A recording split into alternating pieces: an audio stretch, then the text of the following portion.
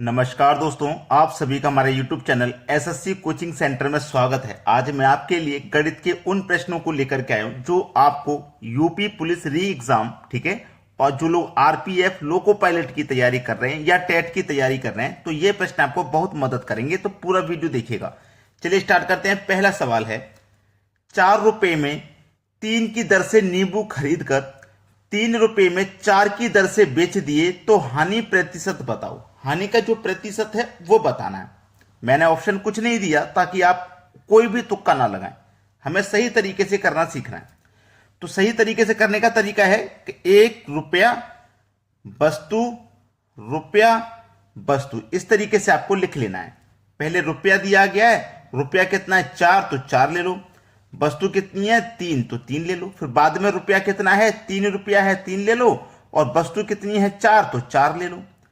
अब करेंगे क्या, अंदर वाली संख्याओं का मल्टीप्लाई करना है। तो 3 का मल्टीप्लाई 3 से करेंगे 9 हो जाएगा। माइनस कर देना है बाहर वाली संख्याओं के मल्टीप्लाई को। तो 4 चौके 16 बटे में आएगा बाहर वाली संख्याओं का मल्टीप्लाई और गुने 100। बस हो गया प्रश्न। अंदर वाली संख्याओं का मल्टीप्लाई करके पहले लिखना है, उसमें से हमें माइनस करना है बाहर वाली संख्याओं का मल्टीप्लाई और बटे में बाहर वाली संख्या का मल्टीप्लाई गुने 100। अब देखो, प्लस के 9 में से माइनस का 16 घटेगा, आएगा क्या, माइनस का 7 बचेगा। यहीं पे पता लग जाता है कि प्रॉफिट हो रहा है कि लॉस। अगर यहां पे संख्या माइनस करने के बाद माइनस में आ रही है तो समझिए लॉस हो रहा है, प्लस में आ रही है तो समझ लीजिए प्रॉफिट हो रहा है। तो माइनस के 16 में से प्लस का 9 घटेगा तो माइनस का 7 बचेगा। बटे में कितना है 16 और गुने कितना है आपका 100। यही तो है। चलिए इसी को क्या करोगे, सॉल्व कर लोगे। 4 चौके 16, 4 से कट जाएगा ये 25 बार में। अब 7 गुने 25 कर लो, बटे में 4 है तो 7 गुने 25 175। भाई 25 का गुना 7 से करोगे तो 175, डिवाइड में 4 है। अब 4 से मैं इसको जब कटाऊंगा तो 4 चौके 16, 1 बचेगा 15, 4 त्रिका 12, 15 में से 12 कट गया, 3 बचेगा, 3 में जाएगा नहीं, 10 में लग जाएगा 30 हो जाएगा, 4 सत्ते 28, 2 बचेगा 20 हो जाएगा, 4 पंजे 20, 43.75%, 43.75% का आपको नुकसान हो रहा है। हानि का प्रतिशत पूछ रहा था ना, तो यही है हमारे हानि का प्रतिशत। यह प्रश्न का बिल्कुल सही जवाब है। आप देखो, इसको ऐसे भी लिख सकते हो। जब मैंने 4 से डिवाइड किया ना तो 4 चौके 16, 1 बचेगा 15, 4 त्रिका 12, 15 में से 12 कट गया, अब 3 बचेगा तो 3 में जाएगा नहीं, 3 ऐसे लिख दो ऊपर, बटे में 4। तो आप इसको ऐसे भी लिख सकते हैं, पूरा ना काटें, आप इस तरीके से भी लिख सकते हैं। यह भी हमारे प्रश्न का बिल्कुल सही जवाब है। ठीक है, क्लियर हो गया ना सभी को। चलिए अब देखते हैं अगला सवाल। अगला प्रश्न है, ए व बी की वर्तमान आयु का अनुपात 3:5 है। 2 व्यक्ति हैं, ए और बी, इनकी वर्तमान आयु का अनुपात है 3:5। वर्तमान का है ये, वर्तमान मतलब प्रेजेंट का है, ठीक है, प्रेजेंट का। 10 वर्ष बाद इनकी आयु का अनुपात 5:7 हो जाएगा। अब ये वर्तमान का है ना, वर्तमान से बोला है 10 वर्ष के बाद में।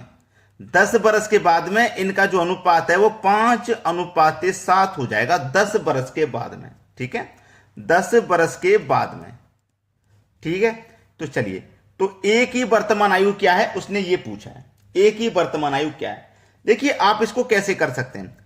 ए की आयु वर्तमान में कितनी थी 3, 10 वर्ष के बाद हो गई 5। बी की आयु वर्तमान में 5 थी, 10 वर्ष के बाद हो गई 7। तो अनुपात में देखो ए की आयु कितनी बढ़ गई, ए की आयु अनुपात में 2 बढ़ गई, बी की आयु भी अनुपात में कितनी बढ़ गई 2। तो आयु को आप देखेंगे अनुपात में कितनी बढ़ रही है 2, और समय में कितनी बढ़ रही है 10 वर्ष। यानी कि 2 अनुपात की वैल्यू 10 वर्ष है तो 1 अनुपात की वैल्यू कितनी हो जाएगी भैया 5 वर्ष। जब 1 अनुपात की वैल्यू 5 वर्ष, तो ए की आयु पूछ रहा है वर्तमान की, तो ए का वर्तमान का अनुपात कितना है भैया 3। जब 1 अनुपात बराबर 5 तो 3 अनुपात बराबर कितना हो जाएगा 15 वर्ष। ये आपका आंसर हो गया। तो ए की वर्तमान आयु कितनी हो जाएगी 15 वर्ष। यही है प्रश्न का बिल्कुल सही जवाब। चलिए सभी को समझ में आ गया ना।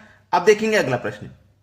अगला प्रश्न है, दो संख्याओं में 7:9 का अनुपात है। दो संख्याओं में, ये पहली संख्या ले लेता हूं और ये दूसरी संख्या, अनुपात है इसमें 7:9। अगर मैं कहूं कि इसे आप 7x मान लो, इसे 9x मान लो, तो क्या इसके मान में कोई परिवर्तन आएगा? कोई परिवर्तन नहीं आएगा।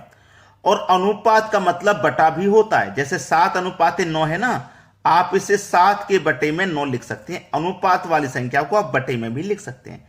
तो ये हमारा 7x था और ये 9x।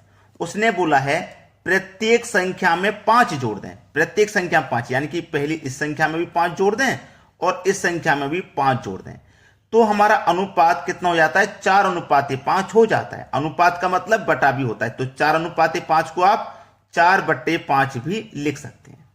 ठीक है, तो अब क्या हो जाएगा? क्रॉस मल्टीप्लाई, 5 सत्ते 35, 35x प्लस 5 पचे 25 बराबर 9 चौक 36x, 36x प्लस 5 चौक के 20। अब x वाले टर्म पहले एक तरफ कर लीजिए। ये 35x बराबर किधर आएगा? ये प्लस का है ना, तो इधर आके माइनस का। तो 36x में से माइनस हो जाएगा 35x इधर आके, तो केवल एक x बचेगा। अब प्लस का 20 इधर आके माइनस का 20, तो 25 में से माइनस हो जाएगा 20, तो बचेगा 5। तो x की वैल्यू हमें ये पता लग गई 5 है। उसने बोला है बड़ी संख्या ज्ञात कीजिए। भाई जो अनुपात में बड़ा होगा वही संख्या बड़ी होगी। तो अनुपात में बड़ा कौन? 9। 7 और 9 में 9 बड़ा। अब x की वैल्यू 5 है, 5 का मल्टीप्लाई 9 से कर दो तो 5 9 45। तो आपकी बड़ी संख्या ज्ञात करने के लिए बोला था ना, बड़ी संख्या आपकी 45 है। यही हो जाएगा आपके सवाल का बिल्कुल सही जवाब। समझ में आ गया ना सभी को? चलिए अब देखेंगे अगला प्रश्न। अगला प्रश्न है x की पावर 128 प्लस 1/x की पावर 128 बराबर 9 हो तो x की पावर 128 माइनस 1/x की पावर 128 का मान क्या होगा? यह अलजेब्रा का प्रश्न है। और बहुत सारे बच्चे ओवर कॉन्फिडेंस में यह बोलेंगे कि सर ये तो चुटकियों में हम कर देंगे, सवाल को चुटकियों में उड़ा देंगे, यानी कि ऑप्शन को देख के ही बता देंगे इसका आंसर क्या है। लेकिन मैंने आपको ऑप्शन नहीं दिया, क्योंकि तुक्का बहुत जल्दी लगाते हैं बच्चे। ऑप्शन नहीं दिया। इसको करने का सही तरीका सीख लीजिए, वरना यह सवाल एग्जाम में तो आता ही है और आपका 1 नंबर काट के ले जाएगा। क्योंकि अगर आपने नहीं सीखा तो आपको पता नहीं है इसका सही तरीका क्या है। क्योंकि सभी जगह पावर सेम है। पावर देखो यहां भी सेम और यहां भी सेम, पावर सेम है ना। यहां प्लस में दिया गया है, माइनस में पूछ रहा है। किस में पूछ रहा है? माइनस में। तो इसको करने का जो सही तरीका है वो ये है कि पहले तो आपको ये संख्या लेनी है 9 लेनी है ना। 9 ले लिया आपने। जब सभी जगह पे पावर सेम हो तो आपको पावर 2 करनी है। पावर 2 करनी है। माइनस करेंगे क्योंकि माइनस में पूछ रहा है। ठीक है, माइनस करेंगे क्योंकि माइनस में पूछ रहा है। और उसमें से क्या करेंगे? -4 को माइनस करेंगे, याद रखना हमेशा के लिए। और पूरे के ऊपर क्या? स्क्वायर रूट का साइन। पूरे के ऊपर क्या? स्क्वायर रूट का साइन। अब आएगा इसका सही जवाब।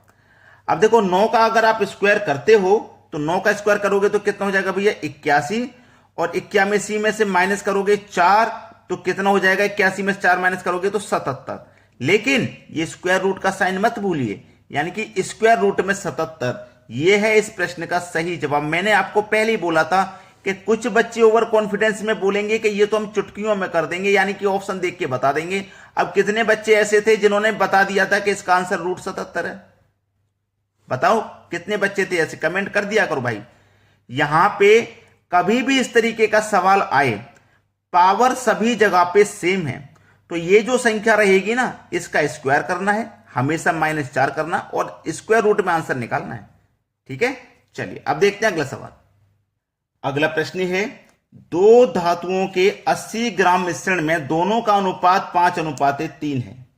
ठीक है, 2 धातु हैं, ये पहली धातु और ये दूसरी धातु, दोनों का अनुपात 5:3 है। ठीक है, दूसरी धातु की कितनी मात्रा बढ़ा दी जाए कि अनुपात 5:4 हो जाए? कितना हो जाए? 5:4। दूसरी धातु की मात्रा को बढ़ा रहा है। देखो दूसरी धातु की मात्रा बढ़ रही है 3 से 4, पहले वाली नहीं बढ़ रही, पहले भी 5 थी, बाद में भी 5 है। तो दूसरी धातु को ही तो बढ़ा रहा है, दूसरी धातु अनुपात में भी बढ़ रही है हमारी। अब अनुपात में कितनी बढ़ रही है वो देख लीजिए। 3 से 4 हो रही है तो अनुपात में बढ़ रही है 1। ठीक है, अनुपात में 1 बढ़ रही है। हमारे पास टोटल मिश्रण जो है वो है 80 ग्राम का। जब हमारे पास टोटल मिश्रण 80 ग्राम है, अनुपातों का योग भी कर लीजिए, क्योंकि हमारे पास धातुओं का मिश्रण का योग है ना 80 ग्राम, तो अनुपात का भी योग कर लो, 5 और 3 8। तो इस योग में अनुपात के योग से डिवाइड करेंगे तो 10 बार में जाएगा, है ना, 10 बार में जाएगा। तो अनुपात में कितना बढ़ रहा है, 1, तो इसका मतलब एक अनुपात की वैल्यू 10 ग्राम है। एक अनुपात की वैल्यू 10 ग्राम। हमसे बोला था कि दूसरी धातु कितनी बढ़ा दी जाए, 10 ग्राम बढ़ा दी जाए। कितनी बढ़ा दी जाए भाई, 10 ग्राम बढ़ा दी जाए। ये हमारे सवाल का बिल्कुल सही जवाब है, आंसर आ गया 10 ग्राम। तो कोई भी बच्चा अगर ऐसा है जिसकी समझ में नहीं आया हो तो कमेंट कर देना, और लाइक और शेयर तो आपको करना है सभी बच्चों के लिए। ठीक है दोस्तों, धन्यवाद।